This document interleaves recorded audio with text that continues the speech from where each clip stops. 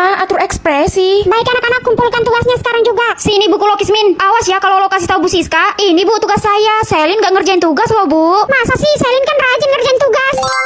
Aku bakal ngerjain Ririn. Pokoknya dia gak ngerjain tugas Bu. Ibu harus percaya sama aku. Berani ya kamu sama ibu? Keluar kamu dari kelas ini sekarang. Tapi Bu. Cepat anak bodoh. Selin, kemarin Bapak lihat kamu buang sampah sembarangan. Bapak akan hukum kamu. Itu bukan saya, Pak. Kamu jangan bohong. Maafin saya ya, Pak, please. Ya udah, Bapak maafin kamu. Lain kali jangan ketahuan sama Bapak ya. Iya, Pak, iya. Untung aja aku selamat dari Pak Joko. Kamu kenapa, Ci? Nggak apa-apa kok, Sel. Oh, jadi kamu nggak mau lagi cerita sama aku? Kali ini nggak boleh, Sel. Pelit banget. Hah, ekspresi jujur atau bohong? Karena aku orangnya penasaran, jadi... Sel, kamu tahu nggak? Aku jadian loh sama Pak Jono.